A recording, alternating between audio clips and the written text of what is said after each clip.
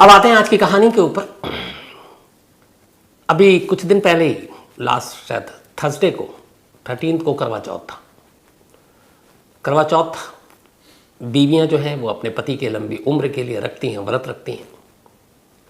लेकिन करवा चौथ से ही जुड़ी हुई एक ऐसी कहानी है जो 2018 की एक मॉडल जो मुंबई में अपनी किस्मत आजमा रही है मॉडलिंग की दुनिया में, फिर एक्टिंग की दुनिया में उसे काम, नाम, शोहरत, दौलत कमानी है। उस मॉडल को एक शख्स से प्यार हो जाता है और फिर बीच में करवा चौथ आता है। तो कैसे, ये पूरी आज की कहानी है। बात 29 अक्टूबर 2018 की है। दिल्ली का एक बाहरी इलाका है बवाना। इसी बवाना इलाके में एक परिवार रहा करता था, मंजीत का परिवार। मंजीत एक प्रॉपर्टी डीलर, ठीक ठाक उसके पास पैसे, अच्छी फैमिली, एक पत्नी जिसका नाम सुनीता, 2 बच्चे, एक की उम्र 11 साल का बेटा, 14 साल की बिटिया। करवा चौथ शायद 2018 में सैटरडे को था, संडे की छुट्टी थी। मंडे को अब सुनीता को स्कूल जाना था। सुनीता एक स्कूल टीचर थी और उसका स्कूल जो है बवाना में, उससे थोड़ी दूरी पर सोनीपत में था। तो बवाना और सोनीपत के बीच में बहुत ज़्यादा दूरी नहीं है, बॉर्डर है लगभग एक तरह से हरियाणा का वहाँ पर। तो वहीं पे एक गवर्नमेंट सीनियर सेकेंडरी स्कूल में सुनीता बच्चों को पढ़ाया करती थी और हमेशा अपने घर से वो स्कूटी से स्कूल जाया करती थी। सुबह सुबह का टाइम होता है। तो 29 अक्टूबर 2018 की सुबह वो 7 बजे अपनी स्कूटी से स्कूल के लिए जा रही थी। तभी थोड़ी देर के बाद जो उसका पति है मंजीत, उसके पास पुलिस का कॉल आता है कि आपकी बीवी सड़क हादसे में जख्मी हो गई है, आप फ़ौरन अस्पताल पहुंचिए। मंजीत अस्पताल पहुंचता है, तब वहां जाकर पता चलता है कि उसकी बीवी अब इस दुनिया में रही ही नहीं, उसकी मौत हो चुकी है। फिर पूरी कहानी ये पता चलती है कि शुरुआत में ही लगा था कि स्कूटी से जा रही थी, किसी ने टक्कर मारा और इस एक्सीडेंट में सुनीता की मौत हो गई। और जो चश्मदीद थे, राहगीर थे, जब उन्होंने देखा सड़क किनारे की स्कूटी और एक महिला पड़ी हुई तो उन्होंने मदद की। एक शख्स ने अपनी गाड़ी रोकी और उसे लगा रोड एक्सीडेंट का मामला है और उसने नज़दीक के अस्पताल में पहुंचाया। लेकिन जब वो उठाकर अपनी गाड़ी में डाल रहे थे तब उन्होंने देखा रोड एक्सीडेंट जैसी कोई चीज़ नहीं है, बल्कि जिस्म के अलग अलग कुछ हिस्सों से ब्लीडिंग हो रही है, खून बह रहा है। तो उन्होंने ध्यान से देखा तो उन्हें लगा कि ये तो बुलेट के मार्क्स हैं, गोली लगी है।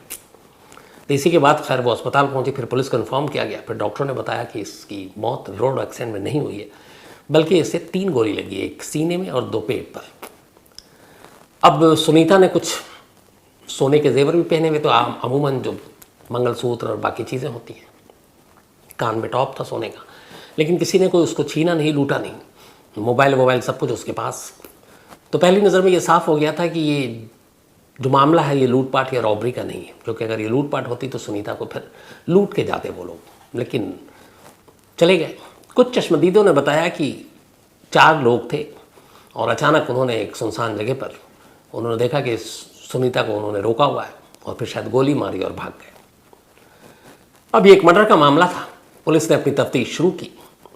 अब तफ्तीश की पहली लाइन यही थी कि यह मामला दुश्मनी का तो हो सकता है, लेकिन लूटपाट का नहीं। अब सुनीता की किसी से क्या दुश्मनी हो सकती है? पुलिस ने सुनीता की कहानी ढूंढनी शुरू की। जब कहानी ढूंढनी शुरू की तो परिवार आया। फिर मंजीत की भी जो है पूरी कहानी सामने लाने की कोशिश की गई। पता चला सुनीता और मंजीत के 2 बच्चे थे, एक 11 साल का बेटा निशु और 14 साल की बेटी इशू। सब कुछ ठीक चल रहा था, लेकिन पिछले 2-3 सालों में मियाँ बीवी के बीच में कुछ ठीक नहीं चल रहा था।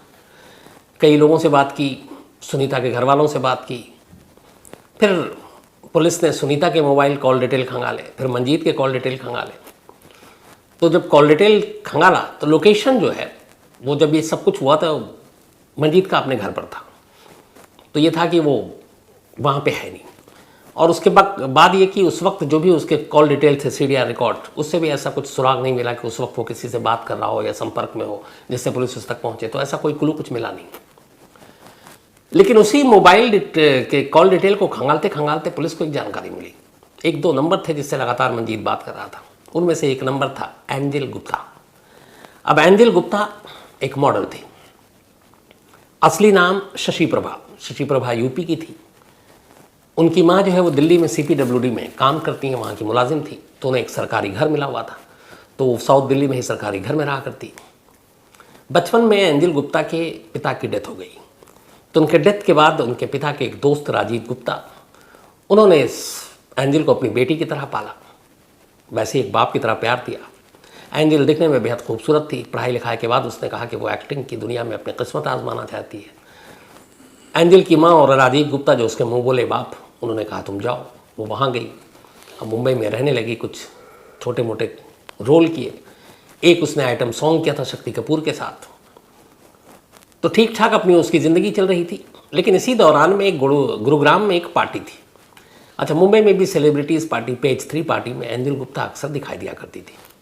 मुंबई में एक कल्चर है कि अगर आपको फिल्म इंडस्ट्री में काम करना है, सीरियल में काम करना है, तो ऐसी सी पार्टियों में, पेज 3 पार्टियों में जाना होता था कि एक दूसरे से डायरेक्टर, प्रोड्यूसर, को स्टार, इन सब से मुलाकात होती है। तो एंजल गुप्ता ऐसी पार्टियों में जाया करती थी कि शायद वहाँ किसी की नज़र पड़े, उसे कोई बड़ा प्रोजेक्ट मिल जाए। तो पार्टियों की शौकीन थी। इत्तेफाक से गुरुग्राम में ऐसी एक पार्टी थी और इस पार्टी में मंजीत भी पहुंचा हुआ था। उस पार्टी में पहली बार एंजल गुप्ता और मंजीत की मुलाकात होती है। मुलाकात के बाद अब दोनों के नंबर एक्सचेंज होते हैं। नंबर एक्सचेंज होने के बाद दोनों बातचीत शुरू कर देते हैं। फिर एंजल चली जाती है मुंबई। अब मंजीत भी उसके पीछे पीछे मुंबई पहुंचता है।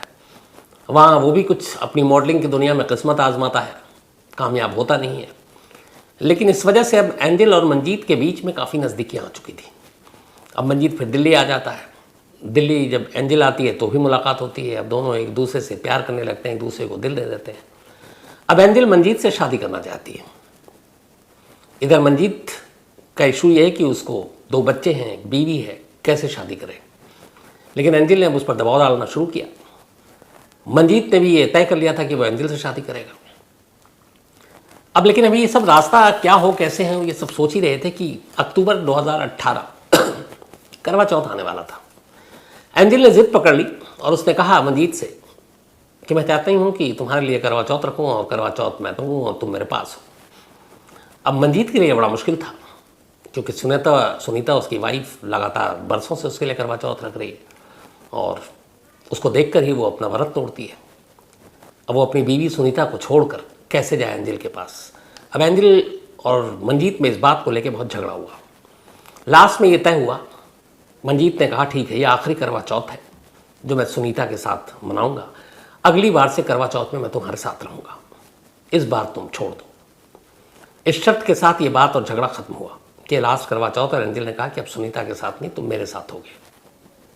अब यहीं से उन्होंने प्लानिंग की कि क्या करें।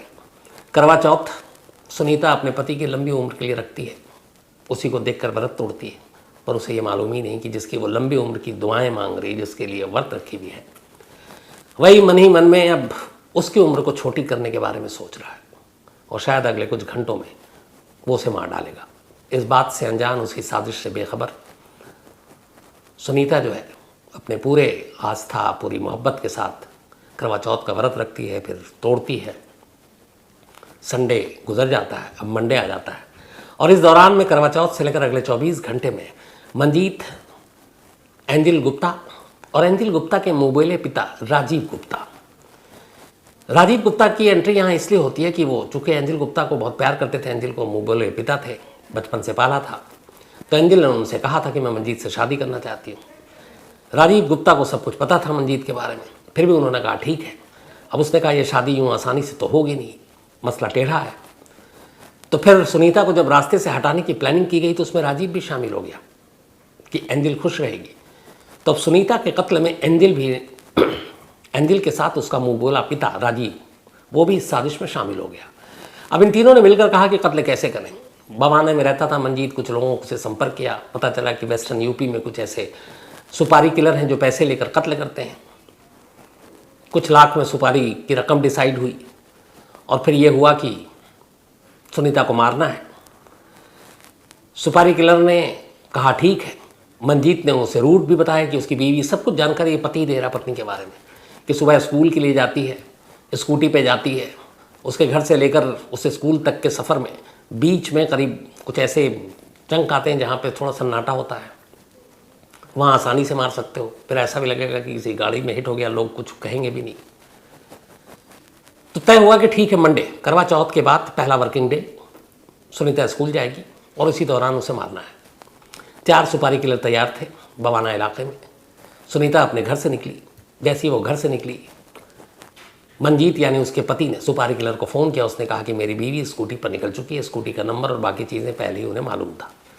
घर से करीब 7 किलोमीटर दूर पहुंची थी, तभी उससे पहले ही तो सुपारी किलर पीछे लग चुके थे। 7 किलोमीटर दूर पहुंचने पर एक जगह मिला जहां आसानी से रोका जा सकता था। चारों सुपारी किलर ने स्कूटी पर सुनीता का रास्ता रोका और उसका बेहद करीब से उसे 3 गोली मारी, 2 पेट में लगी, 1 सीने में, और वो चारों भाग गए।